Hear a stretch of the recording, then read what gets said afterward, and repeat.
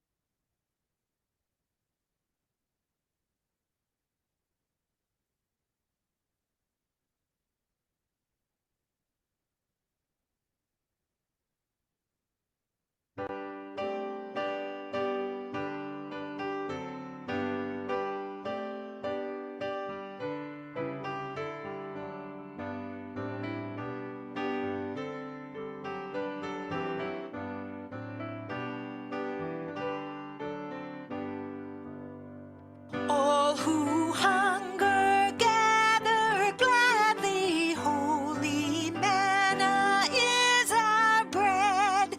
Come from wilderness and wandering here. In truth, we will be fed. You that yearn for days of fullness, all around us is our food. Taste and see the grace eternal. Taste and see that God is good. All who hunger, never stranger, seeker, be a welcome guest. Come from restlessness and roaming, here in joy we keep the feast.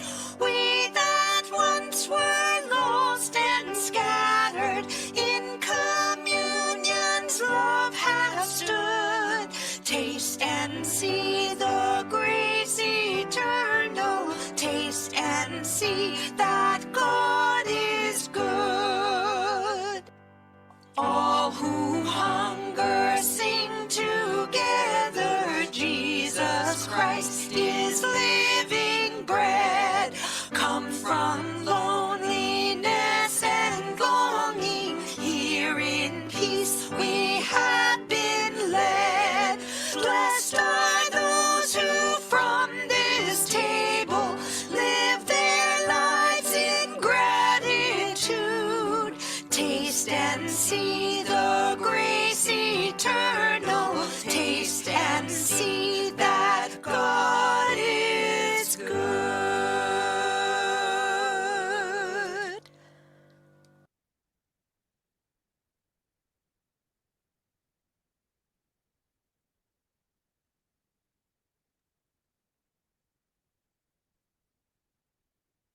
Eh bien, tant mieux, tant mieux.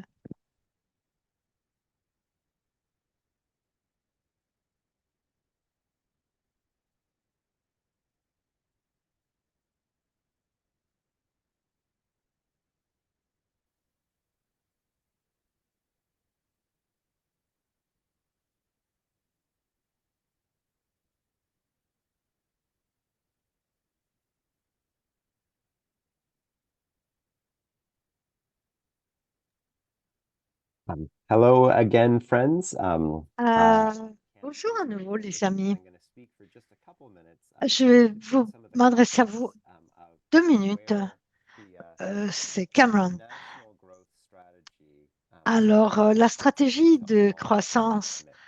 And I retrouve think sa place that for at least the leading priority of the United dans toutes Church today, ces I wonder what initiatives. we hear in that statement.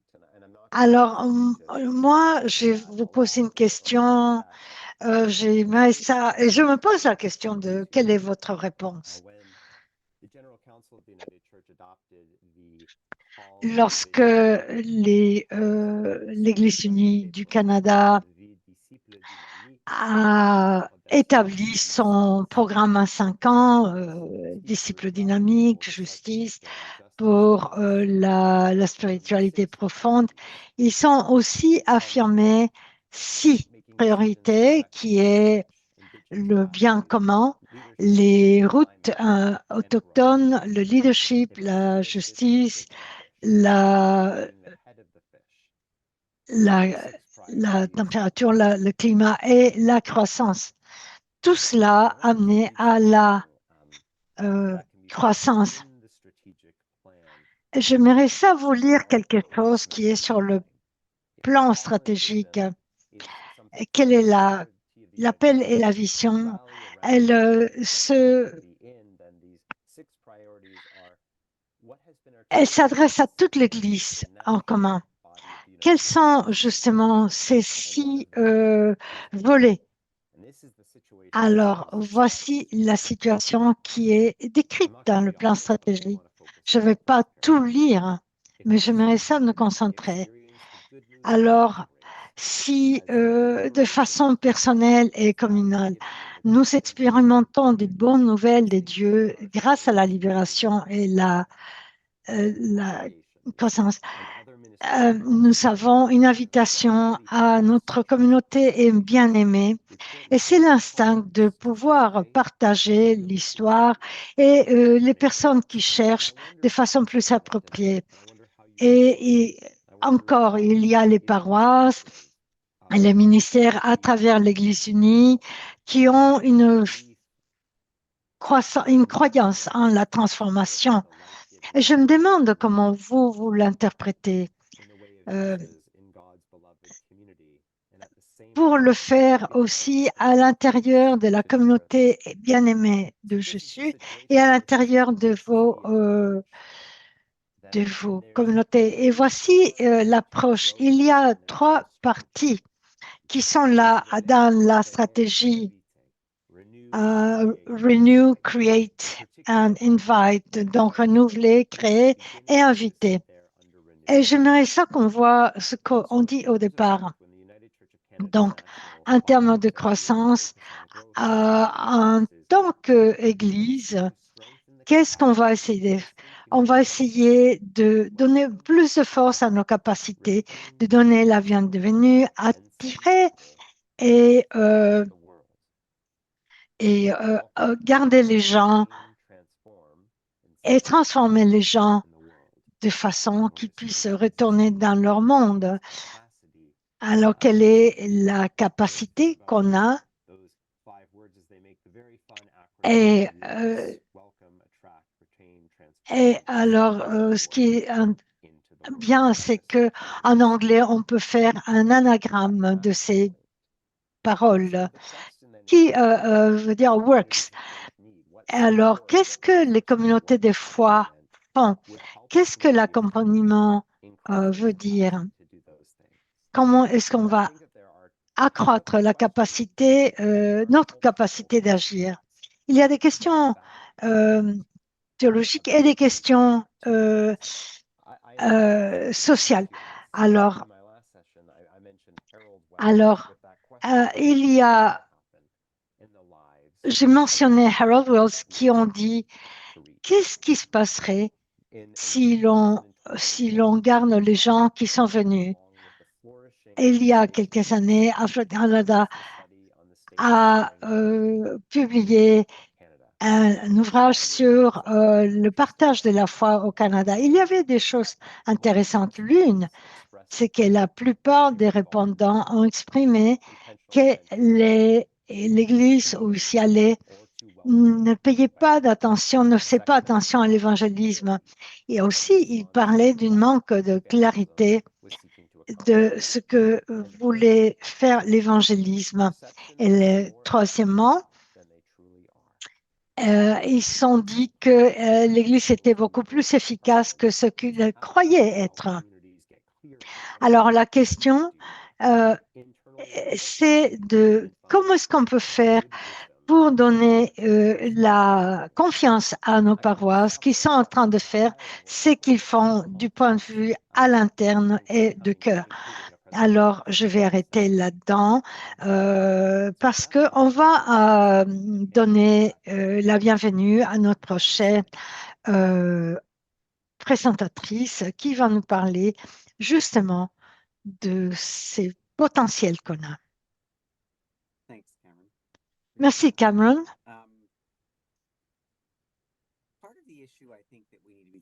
Il me semble qu'une partie de la question qu'on se pose, c'est qu'est-ce que ça veut dire en termes pratiques?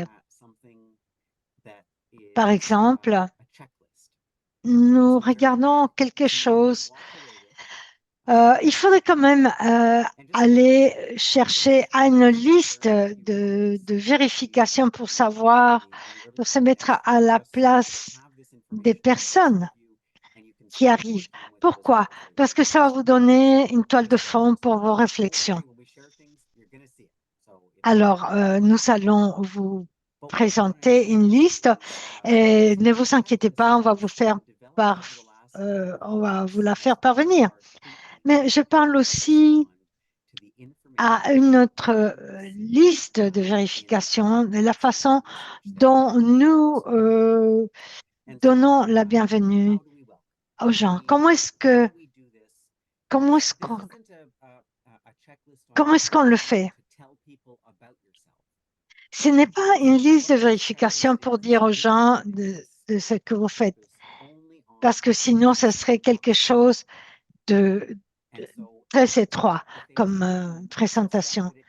Alors, si on se met dans la peau de quelqu'un qui arrive, là, on va voir. Et évidemment, on va vous envoyer cette liste qu'on va vous présenter à l'instant, tout de suite. C'est de se mettre dans les souliers d'une autre personne qui n'a jamais entré dans une église auparavant. De savoir comment on peut se mettre dans leur perspective, de comprendre les choses que ces gens-là n'ont pas comme habitude. Parce que nous, des fois, on est tellement pris dans nos habitudes que c'est très difficile pour nous de se mettre dans les souliers de quelqu'un qui n'a jamais mis les pieds dans une église. Alors, voici un peu la liste que nous proposons qui va nous aider à mieux nous équiper pour répondre à ce besoin. I'm using a checklist approach. I think it's just easier this way. However, I don't... Cette approche par liste de contrôle est importante, sauf que je ne pense pas que vous allez pouvoir faire à chaque fois, chaque étape, chaque chose qu'on dit de façon... donc, essayez pas de parvenir pas à pas. Essayez de prendre l'approche évolutionnelle. Alors, il faut... Alors, quelles sont les questions que je me pose avant d'y arriver? L'heure du culte est affichée à l'église, à la porte ou au panneau? Tout simplement, c'est important de savoir à quelle heure a lieu le culte. C'est difficile Et il faut aussi il n'y a pas que l'activité du culte qui est le premier contact. Par exemple, il était facile de connaître l'heure du culte en effectuant une recherche sur Google. Est-ce qu'il y a une page web où l'heure du culte est visible? Euh, il y a beaucoup de gens qui vont à l'église. Combien de fois est-ce qu'il faut qu'ils demandent à quelle heure a lieu le culte? Et pour quelqu'un qui a intérêt à venir la première fois, eh bien, c'est quelque chose de très important. Il y a quelque chose de drôle aussi, c'est que les églises souvent ont plusieurs portes et souvent euh, les habitués savent où se trouve la porte, mais quelqu'un qui arrive pour la première fois n'a pas connaissance de la porte qui va le conduire au culte. Alors, il y a un autre élément, c'est une fois que j'ai franchi la porte, et ça c'est important, qu'est-ce qui arrive lorsque je rentre? Je suis accueillie par une personne qui me souhaite la bienvenue. Par exemple, quand je rentre et personne ne vient à moi. Et en effet, moi, en tant que nouveau arrivant, j'ai envie d'avoir une connexion. Est-ce que quelqu'un s'est présenté à moi? Est-ce qu'il m'a demandé mon nom?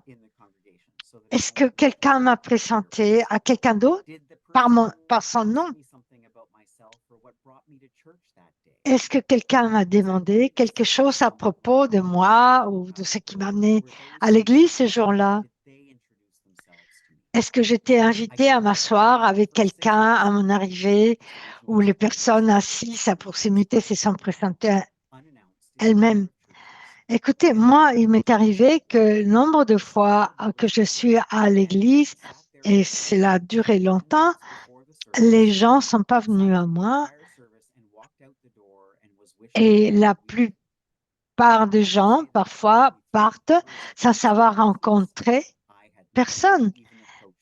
Et moi, je peux vous dire que cela m'est arrivé plusieurs fois. Je ne suggère pas qu'il faut que tout le monde s'occupe du nouveau arrivé, mais quand même, c'est important. Est-ce que les options pour les familles ont été expliquées à notre arrivée? Dire, par exemple, voilà ce qui arrive, voici la façon dont nos activités sont structurées, voilà des sacs d'activités pour les bancs, l'école du dimanche, le temps des enfants, l'accueil, le bruit, tout ça. Une fois, par exemple, le nouvel arrivant, qu'est-ce qu'il va se dire? Une fois assis, il était facile d'identifier l'emplacement de la salle des bains jusqu'à quelqu'un m'a dit où ça se trouvait. Par exemple, si j'ai reçu un bulletin, autrement les détails du culte ont été fournis sur l'écran. Vous savez, il y a parfois les gens qui arrivent et qui se disent, je ne vais pas savoir à quel moment m'asseoir, me lever. C'est quelque chose d'un peu stressant. C'est difficile. Qu'est-ce qui arrive si j'arrive pour la première fois? Et donc, ces détails comptent beaucoup. Maintenant, pendant le culte, est-ce que le bulletin ou l'écran m'a fourni tous les détails dont j'avais besoin pour suivre le culte? Ou bien, toutes les prières et les réponses attendues ont été rédigées, y compris le Notre Père qui est utilisé parce que tout le monde donne pour acquis que tout le monde connaît la prière. Est-ce que tous les hymnes ont été clairement annoncés, y compris des indications claires sur le livre d'hymnes que je devais utiliser? Moi, il m'est arrivé, vous savez, d'aller à l'église et on ne sait pas toutes les paroles des hymnes. Est-ce qu'on les voit? Est-ce qu'ils sont affichés à l'écran ou sur le bulletin? Parce que c'est important au nouvel arrivant. Est-ce qu'il est clairement indiqué quand je dois me lever ou m'asseoir? Par exemple, s'il y a un astérisque, assurez-vous que l'explication de l'astérisque est clairement énoncé. Parce que la personne normale, ne sait pas qu'est-ce que ça veut dire, cet astérisque. Alors, qu'est-ce qui se passe pendant le culte? Le culte a commencé avec des paroles indiquant clairement qu'il ne s'agissait pas seulement d'un rassemblement d'initiés ou de membres. Est-ce qu'on m'a dit ce qui m'avait amené, par exemple la recherche de la paix, de l'espoir, avait de l'importance et pouvait être trouvé ou expérimenté. Lorsqu'il y avait un mouvement de l'ensemble de la communauté pour la communion, une prière, un cercle ou un autre, il était clairement communiqué et je n'ai jamais eu à me demander ce que je devais faire. Lorsqu'il était temps de faire l'offrande, est-ce que c'était clair la façon dont je pouvais y participer? Par exemple, est-ce que j'ai pu voir une assiette de dons circulant, la boîte près de la porte, un code de QR ou une adresse web pour faire des dons en ligne? Alors, vous savez, toutes ces choses-là ont énormément changé. Et tu sais, les gens se demandent où se trouve la boîte, c'est important, c'est comme les toilettes.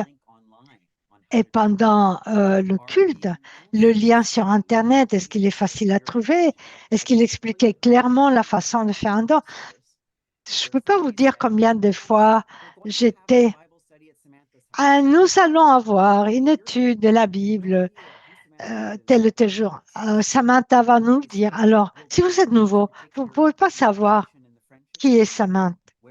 Est-ce que les événements annoncés ont été présentés de manière généreuse et excitante et aussi de façon ponctuelle? Où est-ce qu'ils vont avoir lieu?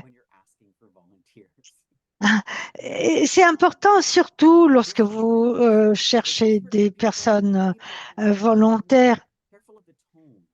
Alors, il faut quand même avoir un ton.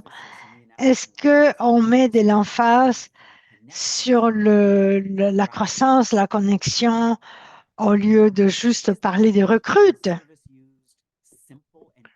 Est-ce que la langue utilisée lors du culte simple et facile à comprendre? On parle si souvent d'une façon qui nécessite beaucoup de contexte ou d'explication. Des fois, ça passe par-dessus la tête des gens, même des gens qui sont là depuis des générations, ne savent pas nécessairement ce que nous entendons par là. Est-ce que les termes ecclésiastiques sont expliqués ou décortiqués pour les nouveaux? Après le culte, s'il y a du café, est-ce qu'on m'a invité à participer à la conversation? Et si tel a été le cas, est-ce que quelqu'un a cherché à parler avec moi?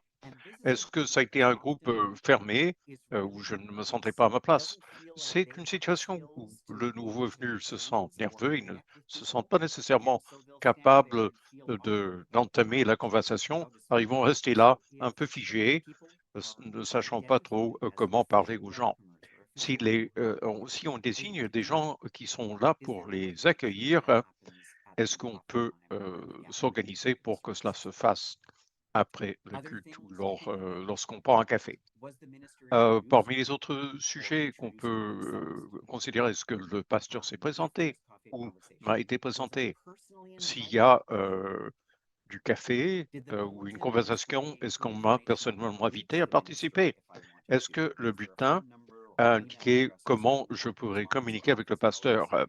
Est-ce qu'il y a un numéro de téléphone ou les heures d'ouverture du bureau? Ainsi, si je veux parler au pasteur, est-ce que je sais comment? Est-ce qu'on m'a personnellement invité à revenir?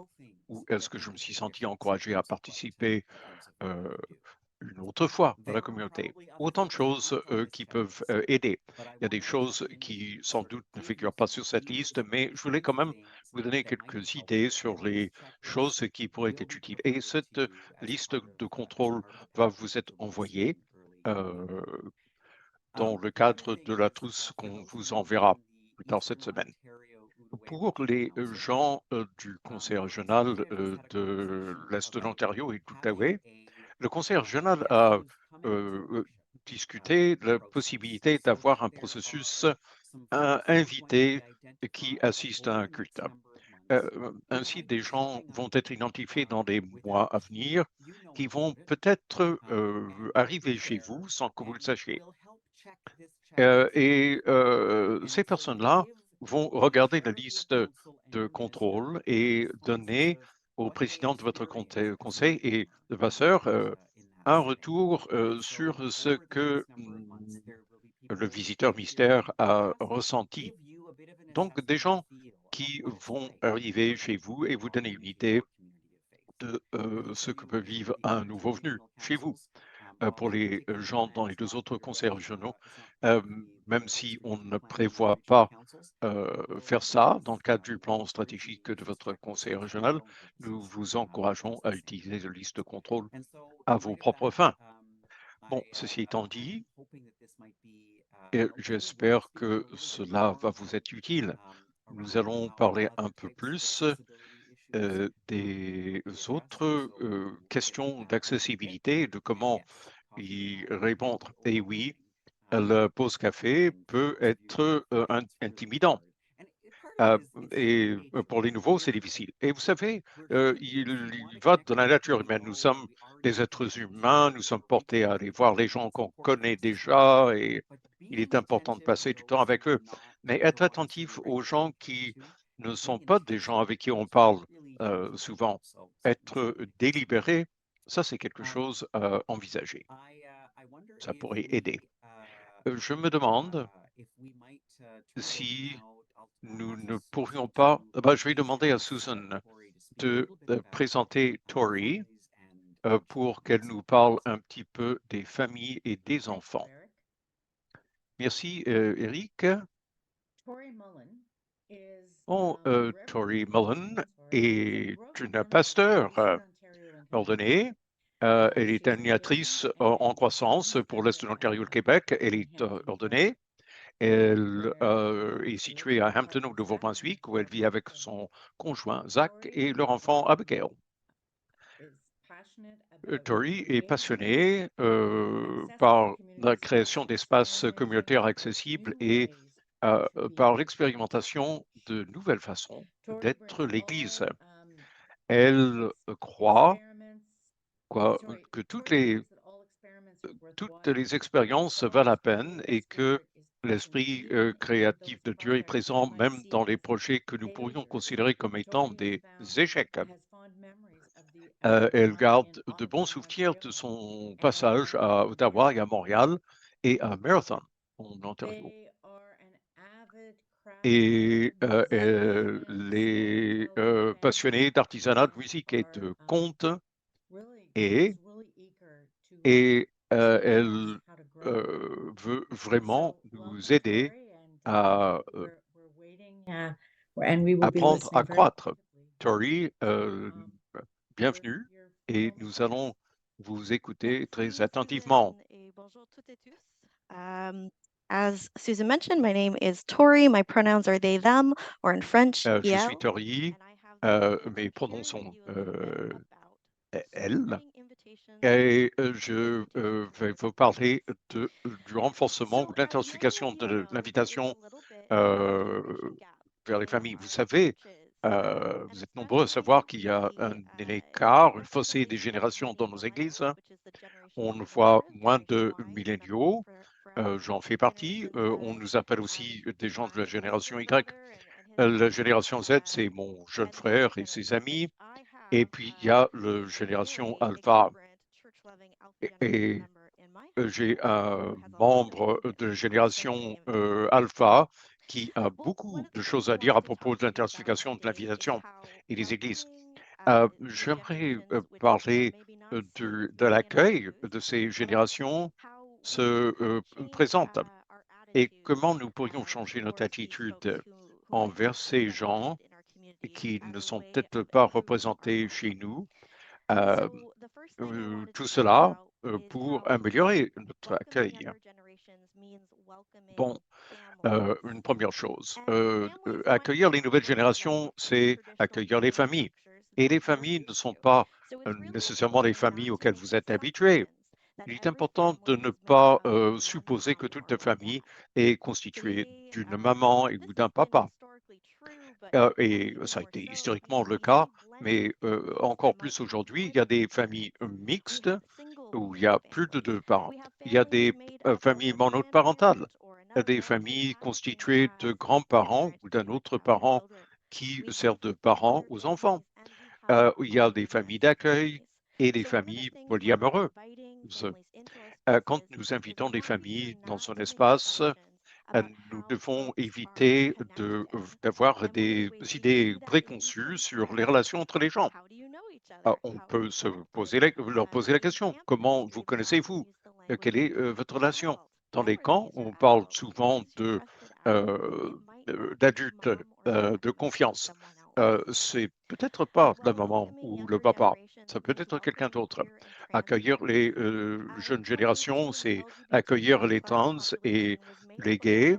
Euh, euh, un tiers des jeunes étaient LGBTQ par rapport aux 6 qui étaient donc leur représentation est très forte et vous pouvez être accueillant lorsque en donnant votre nom, vous partagez vos pronoms. Quand vous demandez le nom de quelqu'un, demandez-leur quel pronom ils aimeraient que vous utilisiez.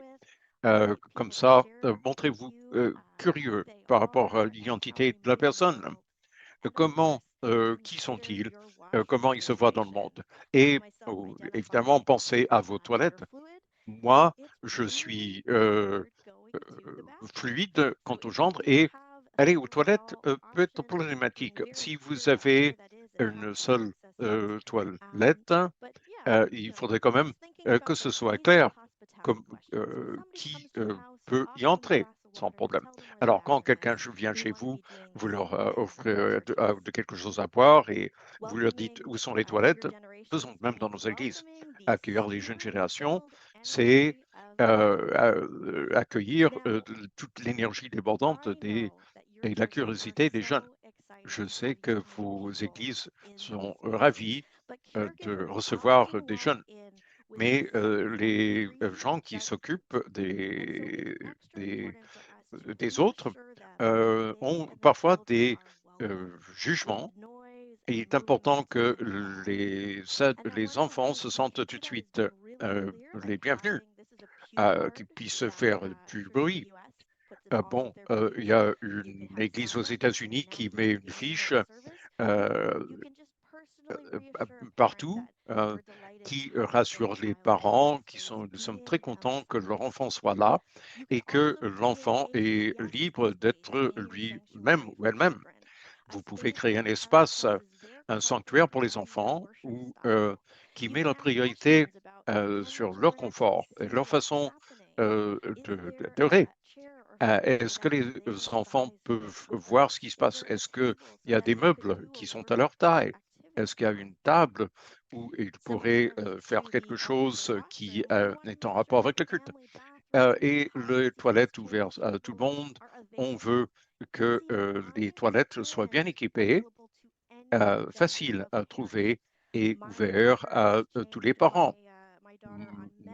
Mon partenaire a changé les couches de ma fille dans beaucoup de toilettes d'église et parfois ça a été pénible.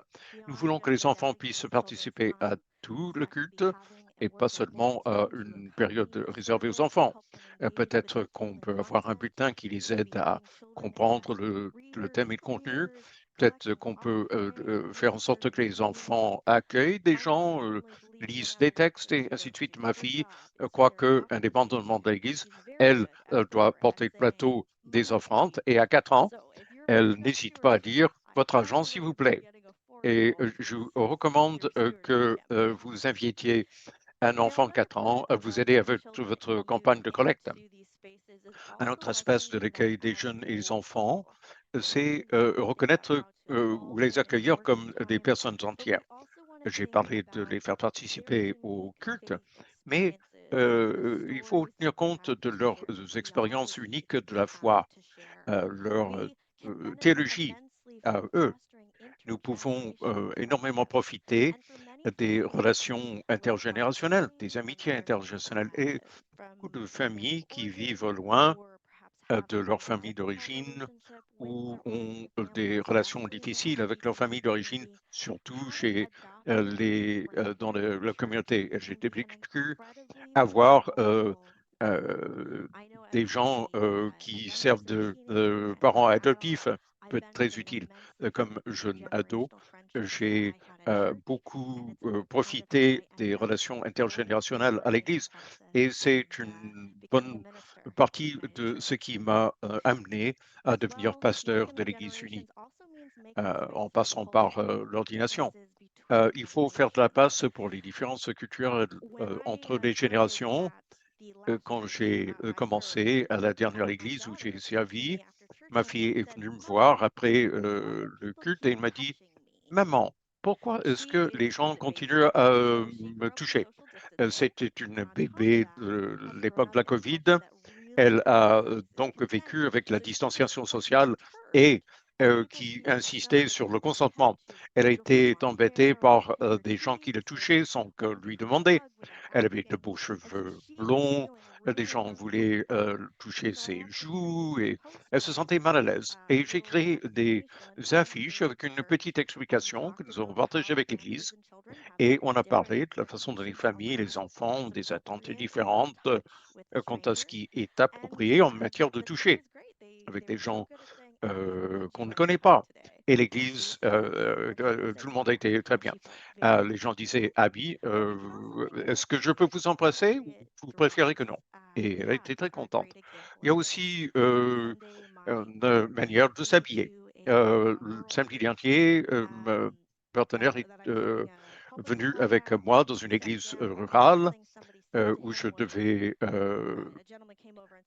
diriger une culte. Quelqu'un est venu dire euh, euh, Zach, et pour lui dire il faut que tu retires ton chapeau. Et il a insisté et j'ai dû intervenir. Si j'étais nouveau, m'a dit Zach, porter un chapeau, bon, la culture a changé. Il se serait senti mal à l'aise pour revenir après cet accueil. Bon, que veut dire l'assiduité, la fréquentation régulière? Pour certaines familles, c'est une fois par mois parce qu'ils ont des activités concurrentes. Il faut célébrer la présence des gens plutôt que de leur faire honte d'avoir d'autres priorités.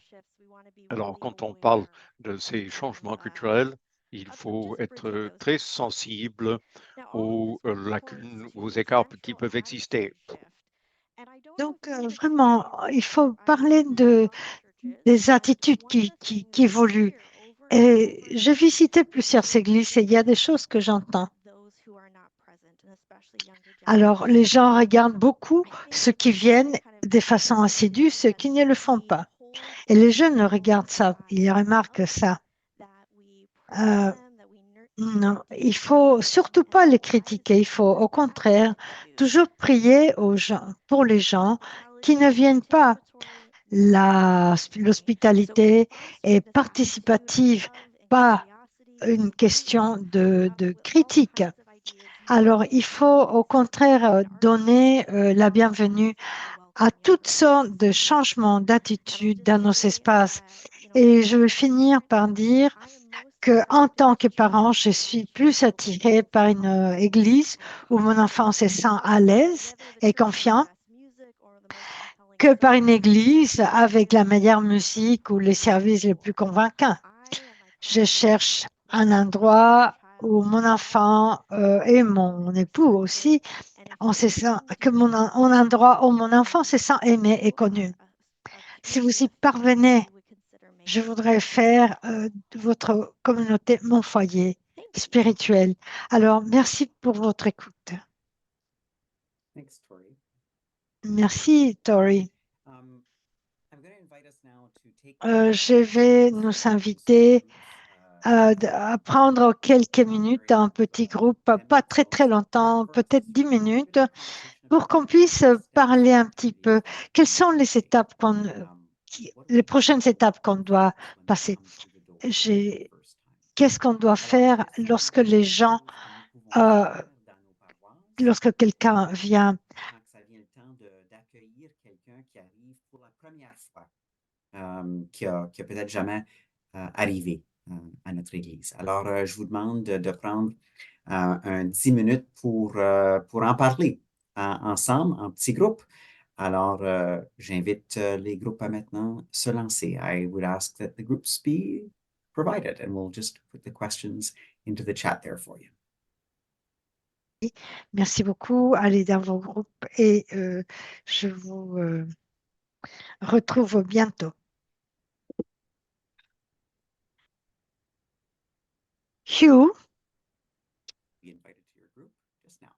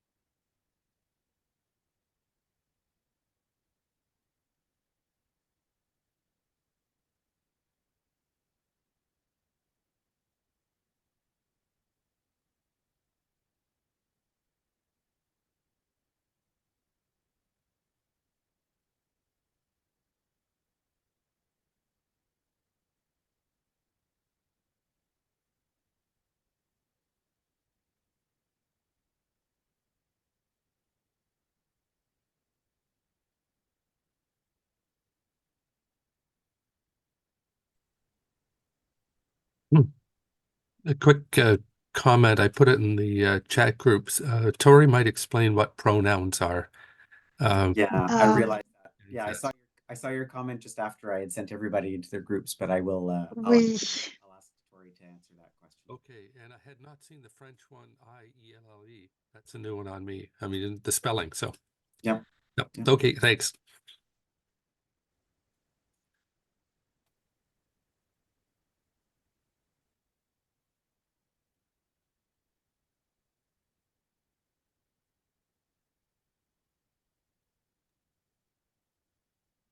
And Gary, or Karen, did either of you notice what time we broke? 'Cause I didn't. About 2 minutes ago.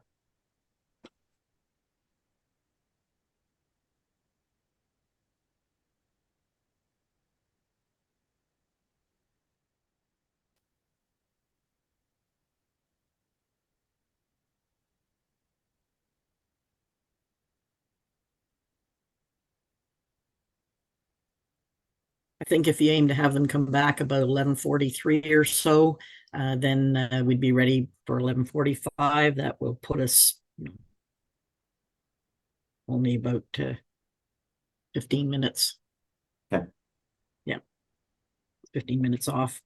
Not sure how how late Gary can stay. Yeah, I think we can probably make up time a little bit Yeah. in what we've got left, but Right.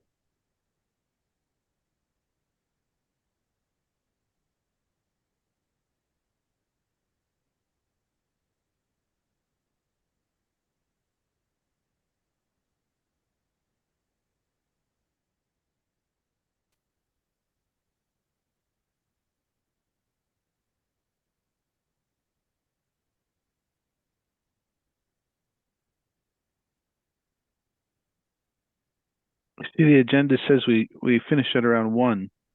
Is that right? Okay. that's correct.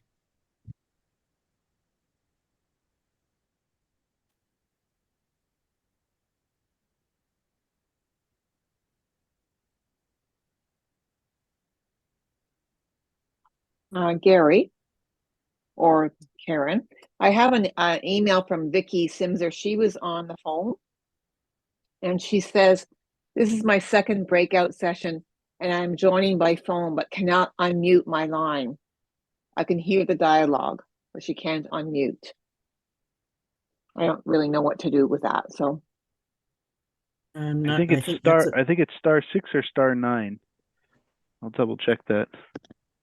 As long as one of you didn't mute her before she went into the room.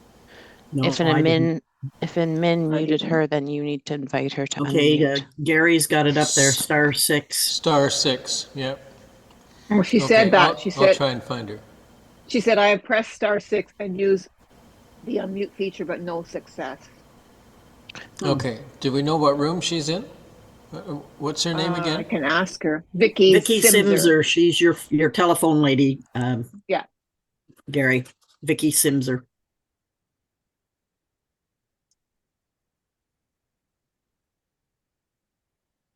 I just asked her what room she's in. If that helps, maybe she can.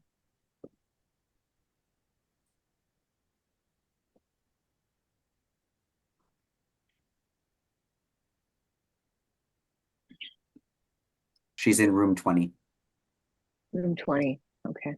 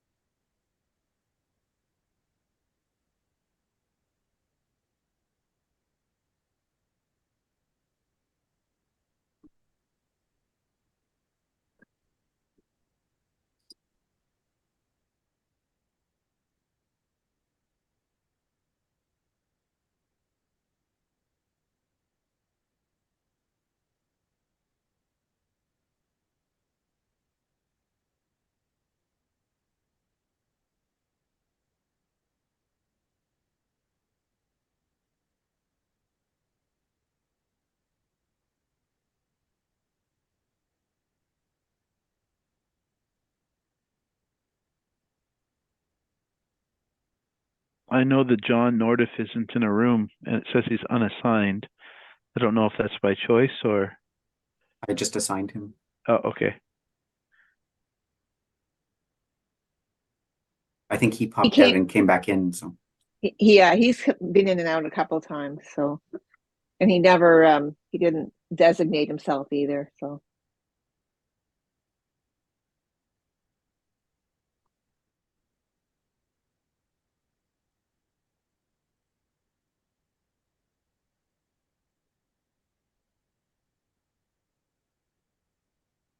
What about Kathy Petrie? Is she choosing to be out of the meeting? Anybody know? I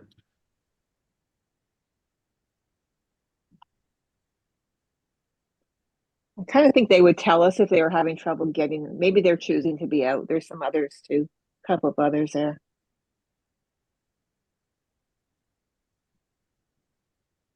Gary. Oh, where is Gary? Lost him. I've lost him. Yeah. Yeah, just his recorder computer is on, but not him, not his main one. It's defaulted to Joel as the host. Did he pop into a room? Hmm. Maybe room 20? Maybe. Yeah, I think he said he was going to go and see if he could help Vicky.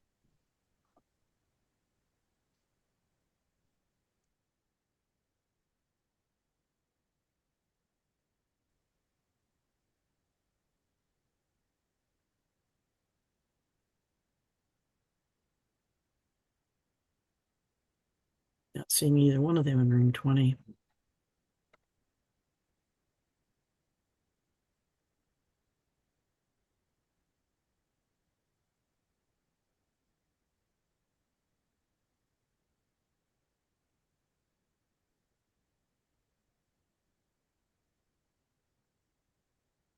All right, I will send a message to close rooms.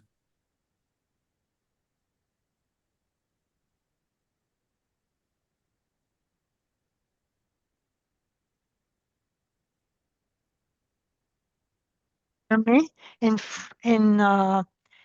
English channel. Can you hear me? Hello, can you hear me, Joe? In the English channel? You cannot hear me? Oh, you can hear me on the French. Oh, fine, then I'm in the booth. That's okay. That's all that matters. Okay, great. Okay, thank you. Okay, bye. She disappeared when I tried to get her to unmute. Oui, elle a disparu j'ai disparu quand j'essayais d'enlever, d'éteindre mon micro.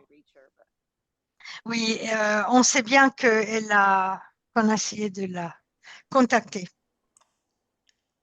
Alors, bonjour et bienvenue à tout le monde qui revient pour la séance. N'oubliez pas que la traduction risque d'être quelque chose qu'il faut choisir à nouveau en revenant dans la pièce principale. Just a reminder that you may need to choose your interpretation language once again as Donc, you. comme vous le savez bien, lorsque vous revenez d'une réunion de discussion, vous devez peut-être reprogrammer la langue de votre choix pour avoir l'interprétation.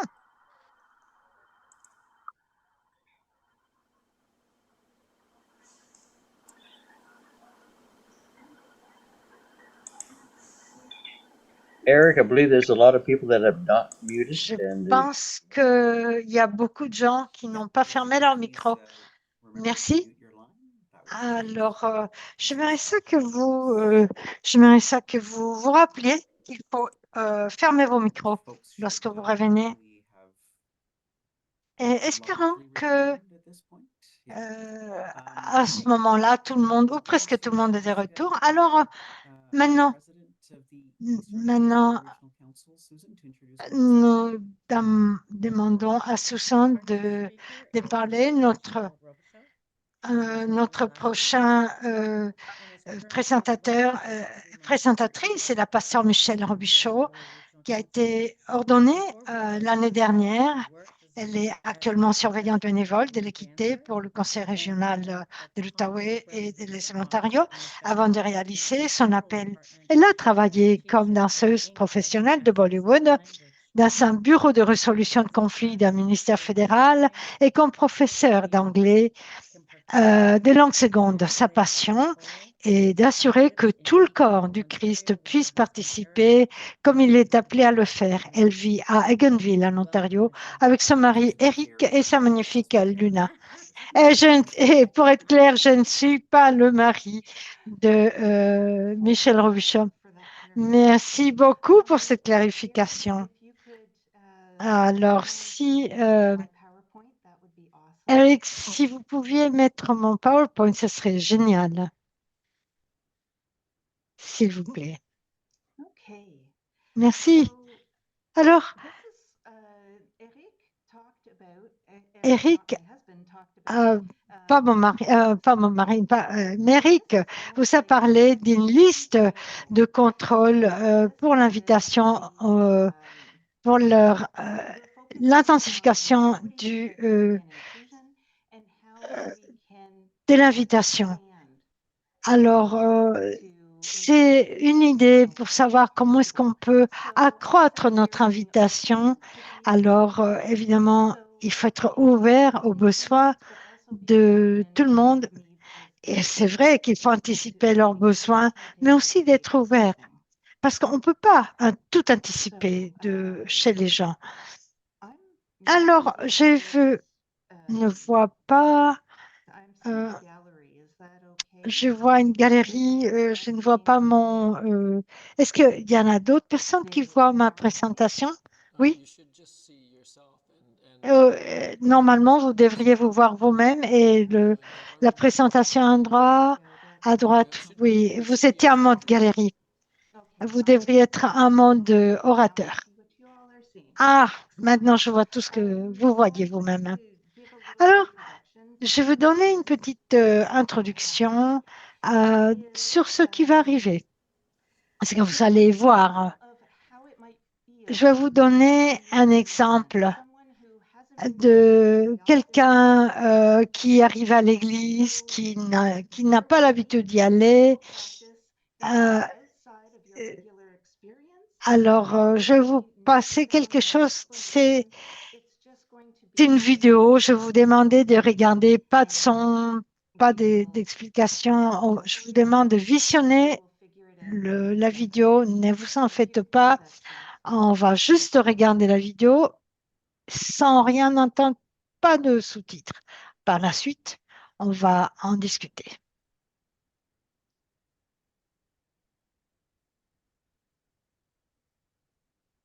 La quête japonaise.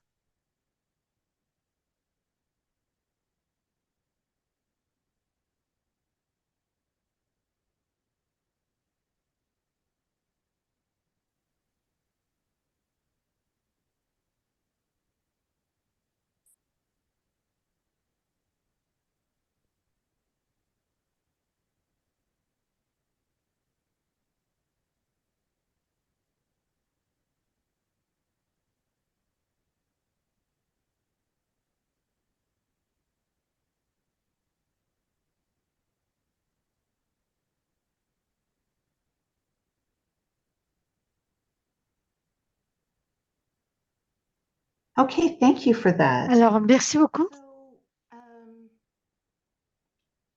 Donc, vous venez d'expérimenter quelque chose, mais vous n'avez pas d'idée de ce que c'est.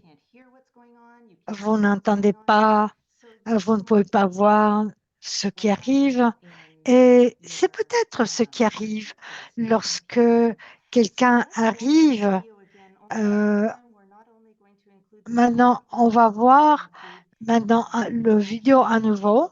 Nous allons voir la vidéo avec le son et avec des sous-titres.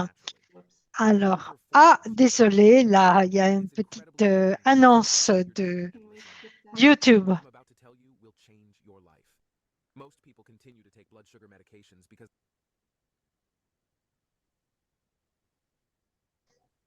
Can we just skip that?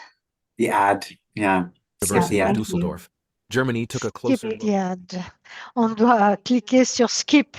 Ne pas tenir compte de la pub. Oui, alors. J'ai pas le contrôle de ça.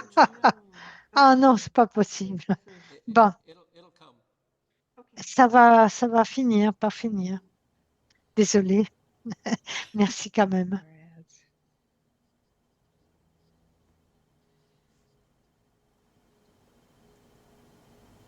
Maybe if you start it again, it'll stop because this is really long. There we go. La voilà. Ça y est. Alors, bienvenue. Juste en 60 secondes. Et aujourd'hui, nous allons voir qu'est-ce qu'il faut faire lorsqu'on arrive au sanctuaire shintoïste. Tout d'abord, il faut sonner la cloche pour appeler les dieux. Ensuite, il faut jeter une monnaie ici Et normalement, on utilise une monnaie de 5 yens parce que c'est bonne chance au Japon. Maintenant, vous devez faire 2 révérences et par la suite, vous devez applaudir 2 fois pour exprimer votre joie et ensuite la joie de voir Dieu et ensuite mettez les paumes ensemble et faites une révérence. Et une autre fois encore. Et maintenant, vous êtes un bon prieur, bien fait. Merci Gary, c'est fantastique. Alors, si vous voulez bien aller à la diapositive suivante. Alors, cette vidéo n'a peut-être pas beaucoup à faire avec le sujet de notre discussion. Comment vous vous sentirez si on ne vous expliquait pas ce qu'il fallait faire, admettons en allant dans un sanctuaire japonais. Si on ne vous expliquait pas ce qu'il faudrait faire, quelle est la pratique spirituelle à faire. Donc, voilà. Alors, dans la première, il n'y avait pas de son, il n'y avait pas de sous-titres. Et si c'était votre première expérience, vous auriez été sans doute confondu, vous n'étiez pas très familier, vous n'avez pas reconnu peut-être que vous étiez dans un sanctuaire. Il y avait peut-être beaucoup Alors, lorsque vous avez vu la vidéo une deuxième fois, vous avez une meilleure idée. Mais grâce aux sous-titres, on obtient une meilleure compréhension de ce qui se passe. Et pendant la vidéo, aurait pu paraître déroutante, désagréable, bizarre, peu clair. Alors, imaginez qu'il est impossible d'entendre ou de voir ce qui se passe. Et c'est ça qui arrive à plusieurs personnes qui arrivent pour la première fois. Et aussi, est-ce que les gens viennent avec certains besoins? Est-ce qu'on répond à leurs besoins? Ici, on a pu voir ce qui se passe. Alors, par exemple, il y a des façons de bouger. Et c'est exactement ce que les nouveaux arrivants expérience. Ils ont certains besoins. Et si on n'anticipe pas quels sont leurs besoins et si on ne reconnaît pas leurs besoins, si on ne répond pas à leurs besoins, voilà ce qui peut arriver. Il y a plusieurs, parfois, des nouveaux venus dans notre Église qui sont confrontés à une situation semblable. Il y a des considérations à tenir compte. Par exemple, il y a le regard, il y a l'identité de personnes bispirituelles, lesbiennes, gays, bisexuelles, transgenres, queer et autres personnes qui ont une diversité sexuelle. Il y a aussi l'audition, il y a des gens âgés qui perdent l'oreille. Il y a aussi les personnes qui ont des handicaps différents. Donc, il y a l'élément cognitif, on voit le monde de différentes façons. Il y a aussi la langue et le langage. Il y a aussi la culture. Et nous avons parlé, par exemple, au Québec. Eric nous en a parlé, Cameron nous en a parlé. Comment est-ce qu'on s'adapte à la culture? Comment est-ce qu'on s'adapte à ces générations, à l'identité des gens? Il y a toutes sortes de choses. Il y a la mobilité, les odeurs, par exemple. Aussi, il y a des gens qui ont des allergies, qui ne supportent pas des odeurs. Alors, il faudrait peut-être en mettre d'autres éléments dans la liste parce que cela pourrait donner une liste beaucoup plus inclusive. Alors, évidemment, il y a beaucoup de moyens d'aider. Il y a l'utilisation de la technologie, par exemple, qui nous permettent d'aborder certaines questions. Il y a des gens qui ont besoin de voir des choses différemment. Ils vont vous en parler de leur façon de voir. Alors, j'aimerais ça signaler que même si nous sommes très attentifs à la technologie, par exemple, il y a des gens qui sont daltoniques. La taille de la police est importante, la qualité du son, l'effervescence des diapositives. Alors, par exemple, il faut comprendre que les gens qui utilisent des LED, des appareils d'aide à l'écoute, ne peuvent pas entendre de la même façon. Lorsqu'on a des PowerPoint, il faudrait qu'on puisse les lire, de façon facile et aussi est-ce que vous comptez sur la capacité des personnes à voir ou à entendre pour qu'ils puissent faire partie du culte et aussi plus tard, aussi s'ils ont des difficultés à ce niveau-là. Donc, il y a l'aspect cognitif. Par exemple, je pense que les choix linguistiques sont importants. L'explication des actions. Parfois, il faut revenir sur le langage, expliquer un peu mieux ce qui se passe.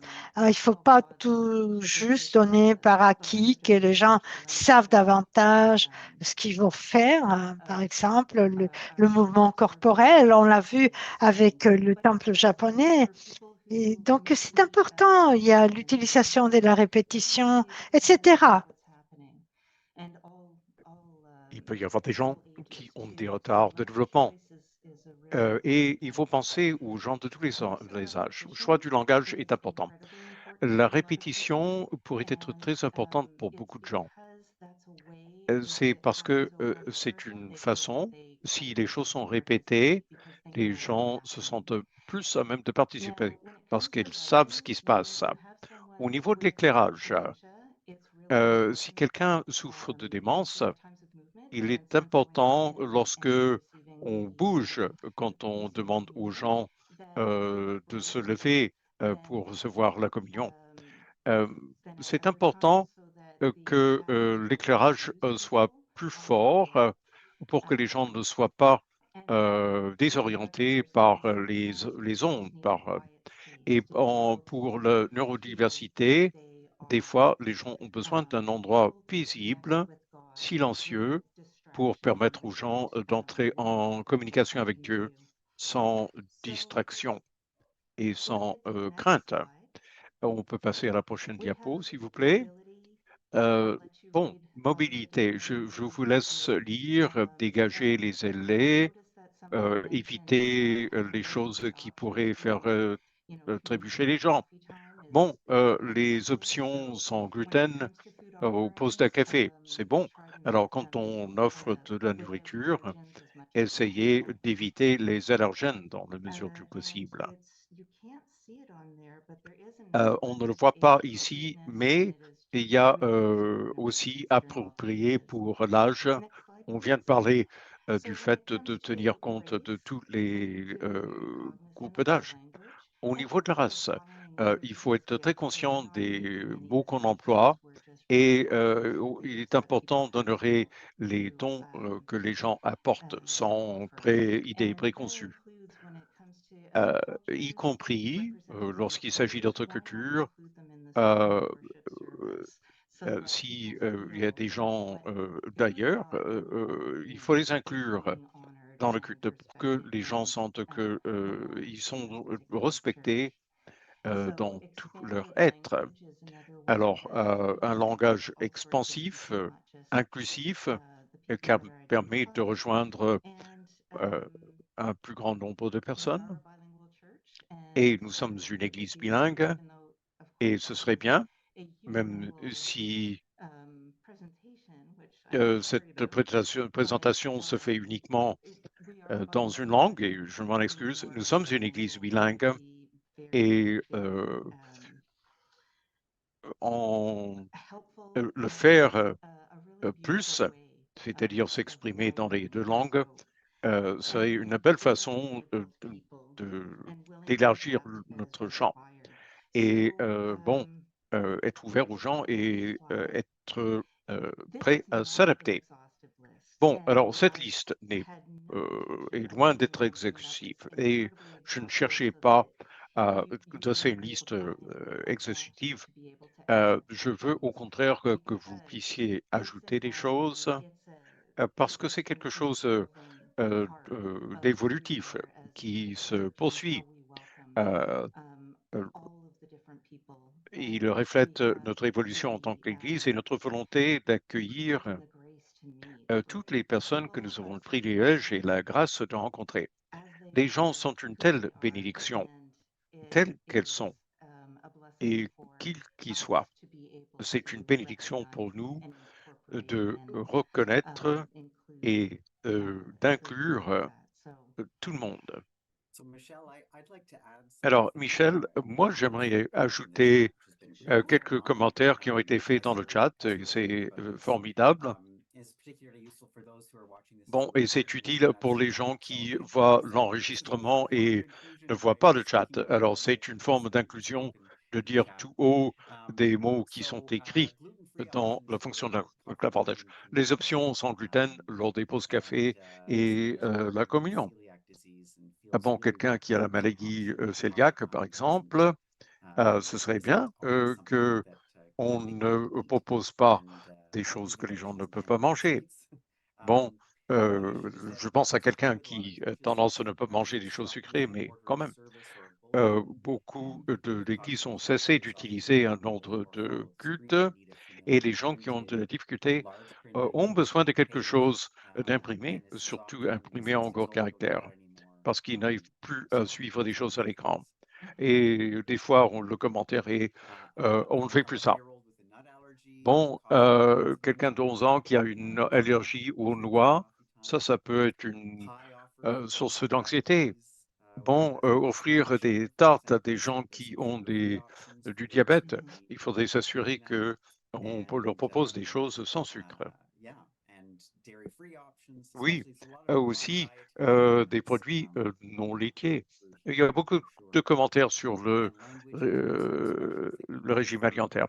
Et au niveau du langage, bon, utiliser des expressions que les gens peuvent facilement comprendre selon l'origine des gens. Offrir une option de payer ce que vous pouvez payer pour des événements au lieu d'avoir un prix fixe. J'aime ce que Dan a fait comme commentaire. Il est très important de demander aux gens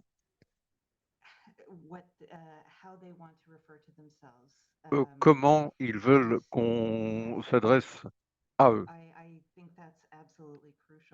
Et je trouve que c'est tout à fait essentiel parce que vous êtes quelqu'un d'entier. Si on parle de vous seulement d'une façon, c'est bien de pouvoir dire non, moi je fais partie de cette communauté, mais je ne me limite pas à mon incapacité, par exemple. Et Nathalie dit, ne proposez pas d'aliments aux enfants parce que les tout petits ne savent pas nécessairement ce à quoi ils sont allergiques. Excellente suggestion, en effet. Voulez-vous répondre à la question de Patricia? Est-ce qu'il se serait accueillant de permettre aux gens d'amener leur propre collation s'ils ont des besoins alimentaires spécifiques, parce qu'on ne peut pas tout prévoir, hein? Je pense qu'il y a des gens qui vont le faire spontanément. Je connais beaucoup de gens qui ont des allergies aux noix, qui ne mangent pas à l'extérieur de la maison parce que c'est trop dangereux pour eux. Leur donner la permission, tout à fait, mais je pense qu'il est important aussi, si quelqu'un dit « j'ai besoin de ceci », de répondre et de leur proposer la fois d'après. ce n'est pas toujours un ou bien, ça peut être un et. Et nos églises sont sans alcool, bon, peut-être l'inclure dans les paroisses africaines. On boit du vin, par exemple, souvent. Alors, il faut avoir ces différents défis à l'esprit. Oui, et j'aime beaucoup ce que Ed a dit. Si des gens ont du mal à voir et que vous avez une présentation PowerPoint ou un bulletin, vous pourrez peut-être leur envoyer ça sur leur tablette ou leur ordinateur pour qu'ils puissent suivre et le diffuser à l'avance. Autant d'excellentes suggestions. Merci beaucoup. Je cède la parole à Susan pour qu'elle nous parle de notre prochain invité. Merci, Michel. Et Stephanie Coward. Yaskew. Je vais charcuter son nom de famille, excusez-moi, Stephanie.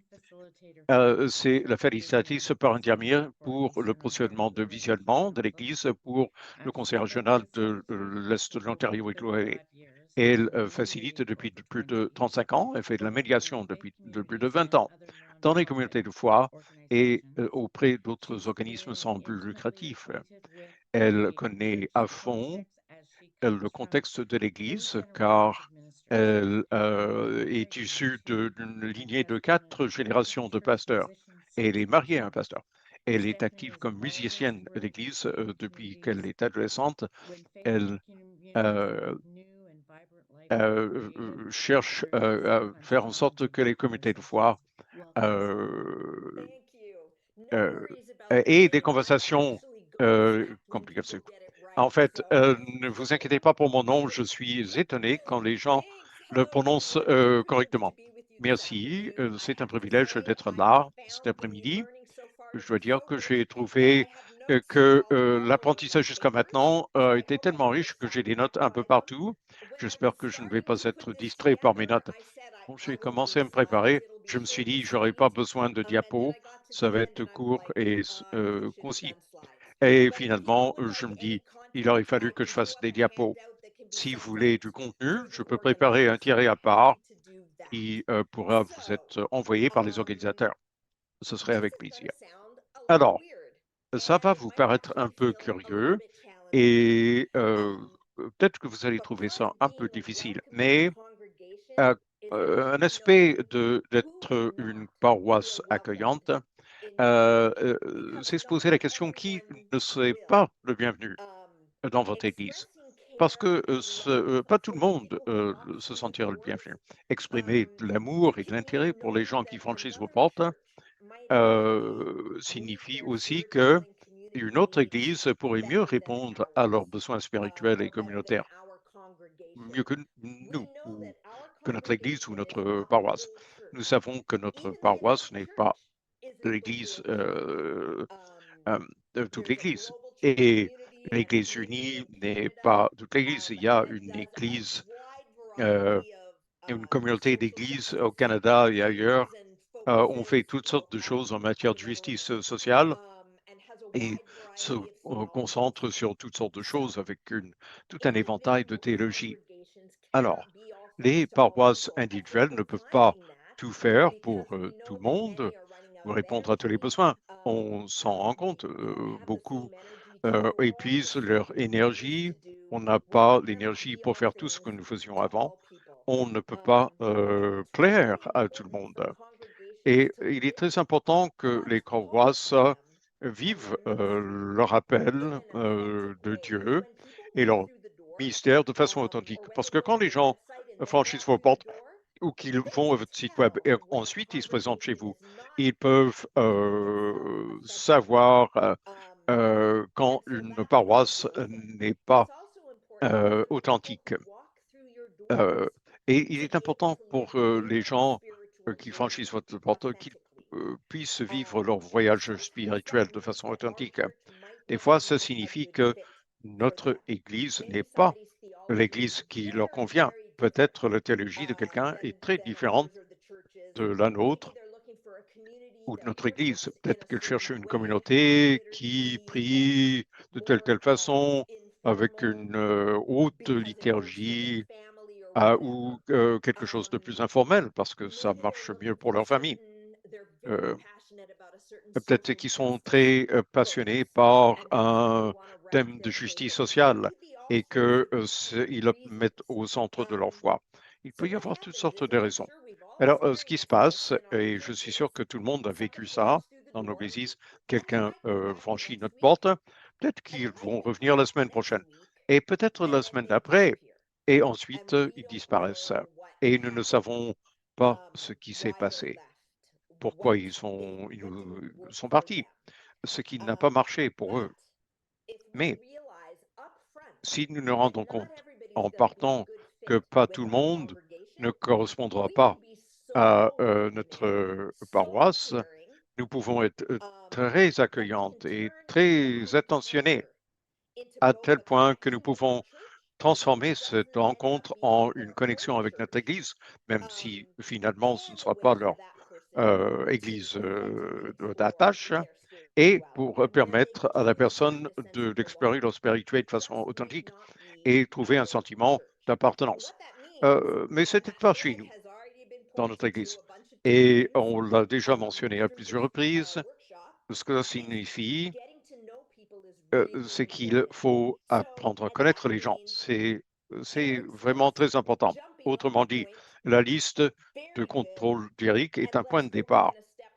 Et faisons un peu de plus, peut-être une visite de suivi, un café après le culte, pas pendant le post-café. On sait à quel point les conversations approfondies sont difficiles, mais peut-être en tête-à-tête avec le pasteur ou avec quelqu'un d'autre de l'Église. Eric a posé la question, qu'est-ce qui vous a amené à l'Église aujourd'hui? D'autres questions, qu'est-ce que vous espérez trouver dans une communauté d'Église? Pas nécessairement chez nous. Qu'est-ce qui est important pour vous dans une communauté de foi, dans notre relation avec Dieu? Vous pourrez peut-être leur demander quel est leur historique. Moi, j'ai un passé très évangélique, de quelque chose de très différent par rapport à l'Église unie. Mais j'ai trouvé mon compte dans la paroisse que j'ai commencé à fréquenter. Et d'ailleurs, pas toutes les questions à la fois. Ce n'est pas un interrogatoire. Mais dans le cadre d'une conversation normale, manifestez votre curiosité, comme a dit. Racontez moi qui vous êtes et aidez-les à connaître votre paroisse. Voici ce que nous sommes. Voici notre ministère. Voici les thèmes sur lesquels nous travaillons dans la communauté, au lieu de limiter ça à une lecture sur le site web. Et dans ces conversations, vous allez voir si ça correspond ou correspond pas. On peut poser la question. Moi, je l'ai fait. Ça vous paraît comment?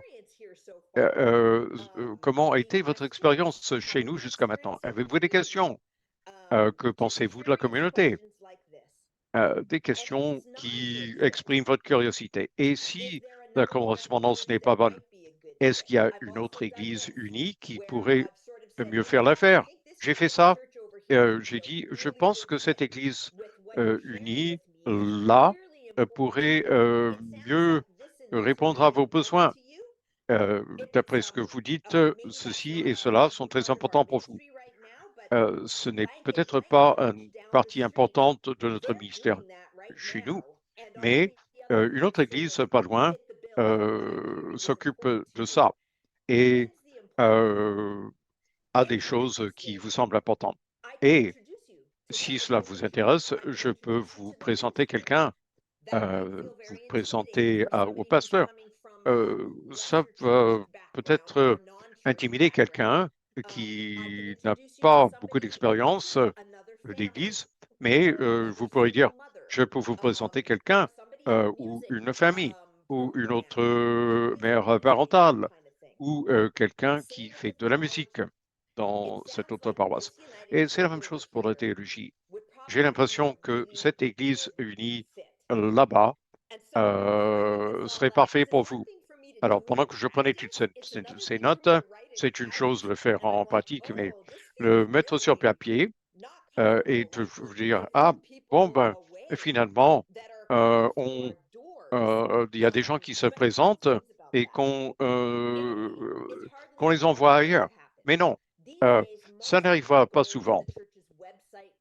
Alors, on peut les envoyer quelque part, mais évidemment, il faut avoir un ami qui connaît un peu cette église, de quoi ça se retourne, parce que ça ne va pas être sur le site web. Donc, c'est important, en parlant de site web, d'avoir une page web qui reflète vraiment ce que vous êtes et on puisse le trouver en ligne.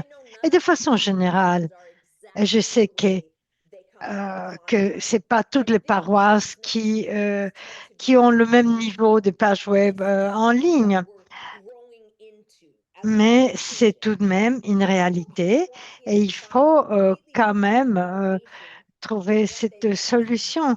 On ne peut pas, par exemple, avoir une page web qui va refléter quelque chose qui est tout à fait différente de ce que les gens vont trouver quand ils arrivent pour la première fois. Il faut aussi montrer quelle est la connexion qu'on a et cette connexion aussi va évoluer. Nous devons continuer d'établir des connexions avec d'autres personnes et je pense qu'il faut les cultiver.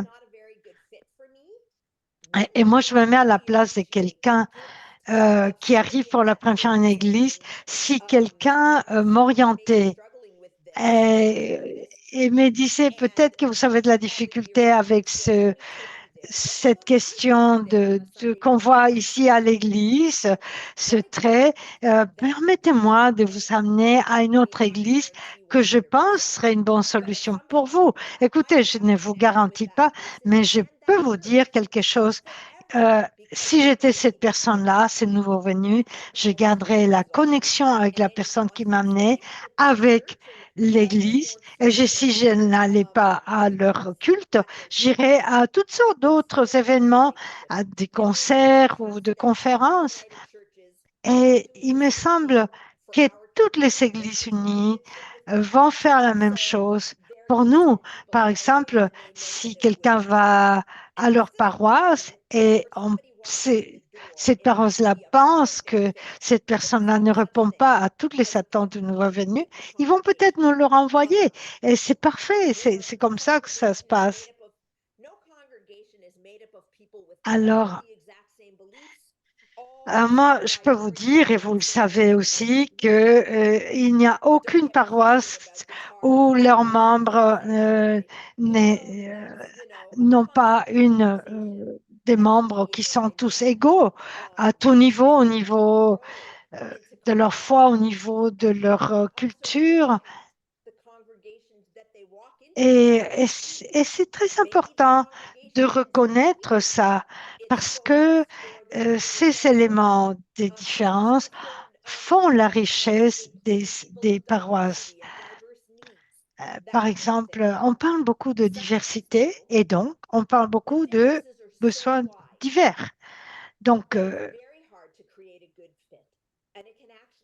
alors, il ne faut pas trop insister à être la bonne solution pour tout le monde parce qu'on va créer du conflit à l'intérieur de nos églises. Et ça ne veut pas dire que si on ne le fait pas, si on n'y arrive pas, c'est un échec.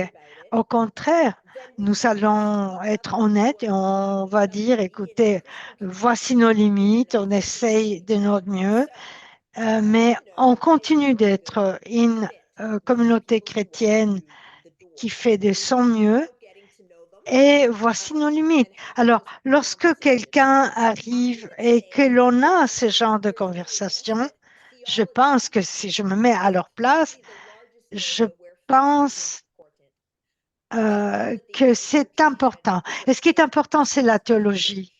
Nous savons que l'Église unie du Canada est un chapiteau énorme où il y a des petits chapiteaux, des églises chapiteaux. Et plusieurs personnes dans la paroisse ont des croyances qui parcourent tout le spectre des croyances. Alors, ils vont parler de où se trouvent leurs croyances théologiques. Et moi, je vais parler des nouvelles personnes, des nouveaux arrivés. Et j'y revenir à nos gens. Mais si les nouvelles personnes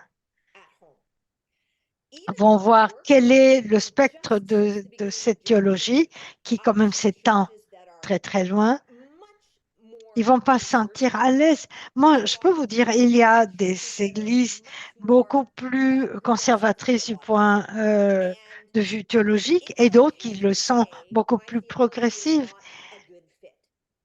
Il est important de reconnaître par rapport aux nouveaux venus ou aux membres qu'on n'est pas la meilleure solution du point de vue théologique. La langue qu'on utilise pour nous référer à Dieu, parce que c'est important d'avoir ces conversations. Pourquoi? Parce qu'un nouveau venu va pouvoir être axé là où il lui faut. Et c'est important parce que ça va éviter d'avoir des critiques, des jugements. Ça veut dire, parce qu'il n'y a rien de pire pour quelqu'un qui arrive quelque part que de se sentir jugé en plus. Et la question du point de vue théologique et des membres habitués, ils sont habitués à une théologie. Alors, qu'est-ce qui se passe si tout à coup leur théologie change, leurs habitudes changent? Qu'est-ce qui se passe lorsqu'il arrive l'opposé? Alors, les gens, par exemple, qui arrivent pour la première fois à l'Église unie du Canada, ils n'ont pas l'habitude de ce discours entre les paroisses de l'Église. Nous, on a l'habitude de mettre en question. On va parler de toutes sortes de questions, par exemple la démographie, par exemple une église adaptée aux mères célibataires. Pourquoi? Parce qu'il y a des gens qui veulent se sentir acceptés, avoir une communauté qui l'aide à subvenir aux besoins d'être parents. Il y a plusieurs besoins. Par exemple, vos églises vont la plupart du temps répondre à ces genres de besoins. Mais ce sont des besoins sociaux, humains, de contact humain. Mais ce qui est important, c'est la façon de parvenir à avoir une église, par exemple, qui va pratiquer la religion. Est-ce que du point de vue culturel, la musique, les prières, est-ce que ça va s'adapter à vos besoins? Du point de vue soins pastoraux, est-ce qu'on va avoir les soins pastoraux adaptés à toutes sortes de personnes? Est-ce qu'il y a, par exemple, dans votre église, est-ce qu'il y a une spécialité? Par exemple, il y a des gens qui vont demander une église qui va se retrouver dans les cafés. Ben, moi, je suis bien d'accord, mais c'est peut-être pas mon cas. Enfin, toutes sortes de façons de répondre aux besoins. Alors, ce qui est important au fond de tout ça, c'est de reconnaître quels sont nos dons, quelles sont nos spécialités et aussi connaître le don de chacun, de tous et chacun. Quel est leur style théologique? Et il m'est arrivé d'envoyer des gens dans certaines paroisses parce que je trouvais que le style théologique de telle ou telle paroisse convenait davantage à une personne qui frappait à ma porte dans mon église. Alors là-dessus, je m'arrête. Tout simplement, je vous demande de faire un petit devoir euh, qui s'ajoute à tout ce que vous savez faire. C'est d'identifier le genre de personnes qui ne se sentiraient pas bien dans votre église. Et à ce moment-là, si vous identifiez une personne, à ce moment-là, est-ce que vous pouvez identifier justement une paroisse, une église où ces gens-là se sentiraient mieux, où ils seraient davantage heureux? Est-ce que vous savez aussi des contacts à l'intérieur de l'Église unie? Et si jamais cela n'est pas très clair pour vous, je vous invite à venir à la prochaine réunion où l'on va aborder cette question. Quels sont les dons que vous savez? Quelles sont les caractéristiques, vos points forts? Et donc, je vous invite à la prochaine rassemblement de l'Église. Et même si c'est un peu publicitaire, évidemment, je suis très heureuse de le faire. Et évidemment, s'il y a des personnes qui souhaitent adresser des questions, je suis tout à fait à leur disponibilité. Merci beaucoup, Stéphanie.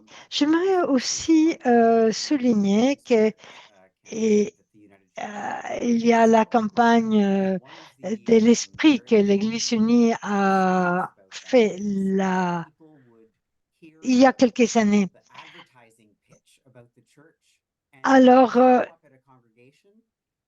et je peux vous dire qu'il y avait quand même, lors de cette campagne, un ton qu'on utilisait, un petit ton publicitaire de nos églises, et que lorsqu'il y avait des nouveaux arrivants dans ces églises, eh bien, elle n'avait rien à voir avec cette image qui s'était faite, parce que effectivement, on a une grande diversité et c'est important de dire on est une église où il y a de la diversité et sinon on ne peut pas venir avec une solution à vos attentes, eh bien, voici où je peux vous amener, je vais vous orienter. Florence, je pense que si tu as une question, si tu pourrais la poser dans le chat, ça serait très utile parce que je ne pense pas qu'on a eu le temps de prendre des questions en temps réel. Alors, si c'est possible de faire ça de cette manière-là, ça serait idéal. Et on fera le suivi ensuite. Okay, so in terms of Bon, alors, pour ce qui est de la clôture, on veut passer un peu de temps pour faire une synthèse, un sommaire. Nous allons terminer à 1 heure, tel que promis. Je voulais donner aux gens un peu de temps pour faire ressortir les principaux apprentissages, les principales leçons. Vous allez avoir 5 minutes en petit groupe, ce n'est pas beaucoup de temps, mais ce sera l'occasion de parler un petit peu des choses que vous avez retenues de cette séance et des idées forces qui s'en dégagent pour vous. Alors, j'invite les gens à se joindre à leur petit groupe et nous aurons notre réflexion théologique pour conclure.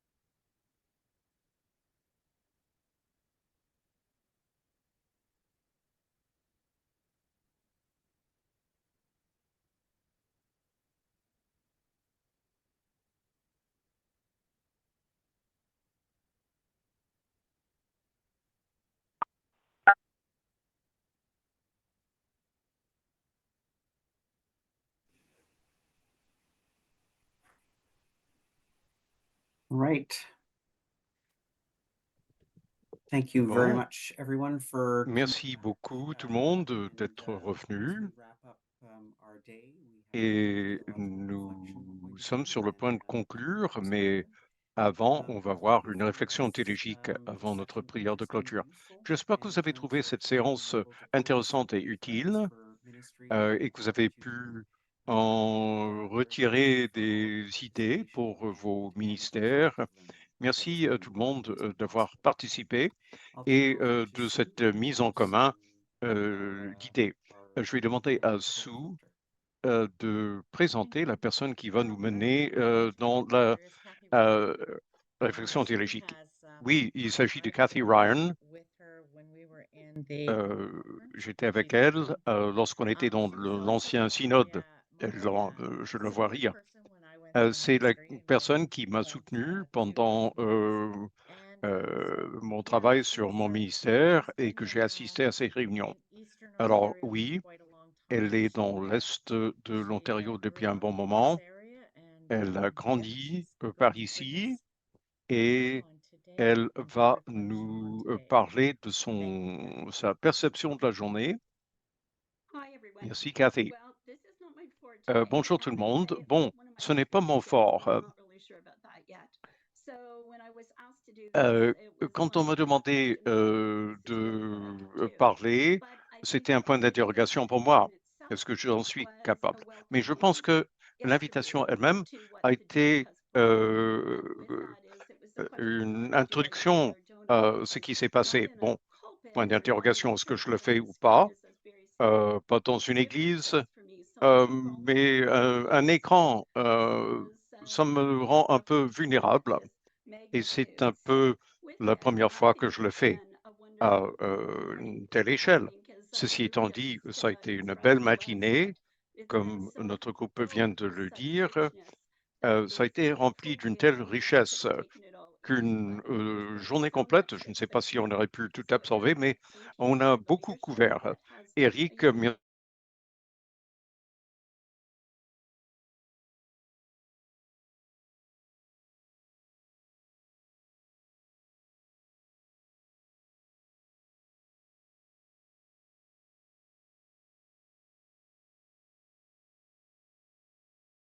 nous réunissent et d'ailleurs, on a utilisé le cantique qui est notre chanson thème chez nous. Bon, la musique, les paroles en français, l'interprétation pour les francophones, je pense que ça, c'est aussi une bénédiction qu'on ait pu l'offrir. Et le fait de réunir les trois régions, c'est une première pour nous. Et comme cadre d'apprentissage, j'espère qu'on va continuer à le faire parce que je vois des noms et des visages de régions voisines et j'ai trouvé ça bien. Cam a parlé des statistiques. Pour les gens qui ont besoin d'une certaine validation scientifique de la situation devant nous, des fois, pour certains, c'est très important. Chercher à communiquer avec les gens qui ne sont pas membres de notre Église, mais aussi respecter des membres actuels, parce qu'on n'est plus les mêmes que dans le temps, des générations précédentes. Ça, c'était important. Et Eric nous a parlé des francophones et de ce qui se passe au Québec. Ça a été une leçon d'histoire pour moi et pour d'autres sans doute. Nous ne comprenons pas l'histoire passée et il faut respecter et honorer les gens qui sont allés à l'Église et il faut essayer de comprendre les raisons pour lesquelles ils cessent de le faire. Quand on a des statistiques, ça nous permet de mieux mettre les choses en perspective. Cher pasteur Daniel, j'aime beaucoup cette idée de la famille.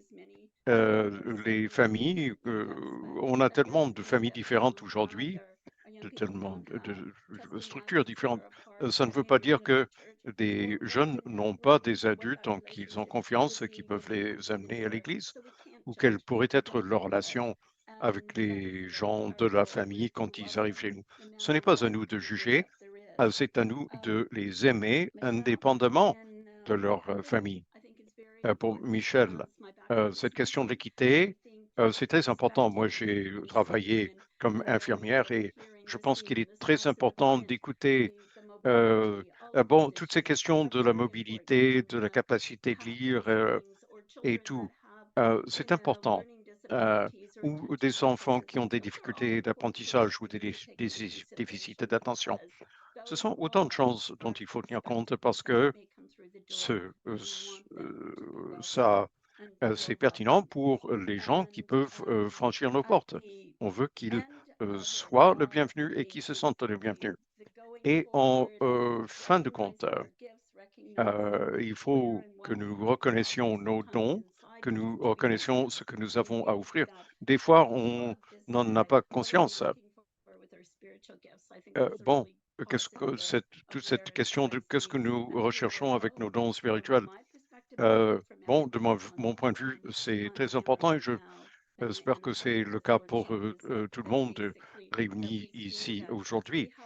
Nous devons comprendre que nous avons beaucoup de choses à offrir, des choses que nous ne connaissons pas. Et nous ne savons pas ce que des gens qui arrivent à nos portes peuvent nous apporter, comment ils pourraient enrichir nos vies et comment ça va se vivre. On m'a demandé si j'allais amener ma marionnette. Ça a été un point d'interrogation. Je ne l'ai pas amené finalement. Mais ces séances d'éducation, finalement, nous avons un point de vue tellement positif et dans notre nouvelle vision, moi, j'ai hâte de voir où nous allons être dans 1 an, dans 10 ans et dans 100 ans. Alors, merci. Merci, Cathy. Excellent. Je trouve très importante cette valeur. J'attache beaucoup de valeur à vos perceptions de la journée. Il faut trouver les façons d'avancer ensemble. Un petit rappel. Si votre paroisse ou votre charge pastorale n'a pas voté, il est important de voter d'ici la fin du mois pour qu'on sache où en est l'Église d'ici la fin du mois et que vos résultats nous parviennent en temps opportun. Merci à tous les présentateurs. Merci pour toute cette information. Nous avons retiré beaucoup de valeur, je pense, de tout cela et je vais maintenant céder la parole à la personne qui va dire la prière de clôture.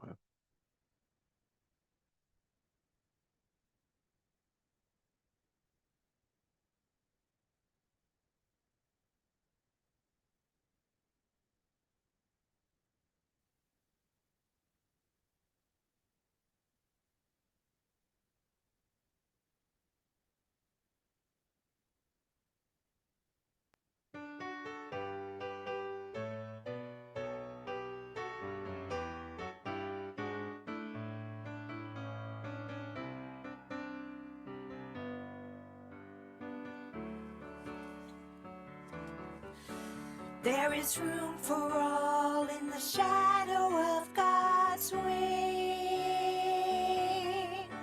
There is room for all sheltered in God's love. And I rejoice and sing, my refuge and my rock in whom I trust. There is room for all. There is room for all. There is room for all in the shadow of God's wing. There is room for all sheltered in God's love.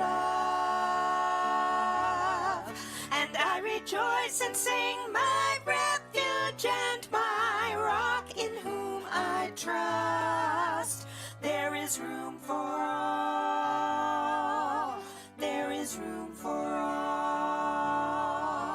Chacun a sa place à l'abri sur l'aile de Dieu. Chacun a sa place en l'amour de Dieu. De joie je chanterai mon refuge en lequel je me confie. Chacun a sa place, chacun a sa place, chacun a sa place à l'abri sur l'œil de Dieu. Chacun a sa place en l'amour de Dieu. De joie je chanterai mon refuge en lequel je me confie. Chacun a sa place, chacun a sa place. There is room for all in the shadow of God's wing. There is room for all sheltered in God's love. And I rejoice and sing, my refuge and my rock in whom I trust. There is room for all. There is room for all. There is room for all. There is room for all.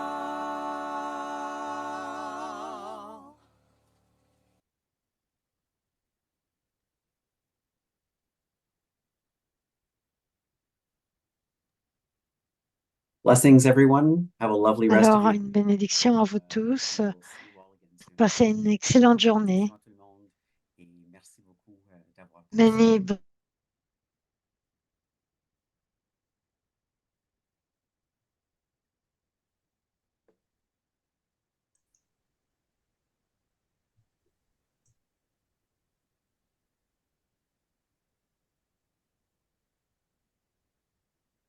Bye bye. Je pense que j'ai mis la caméra, mais il ne regarde pas l'Éric. Voilà.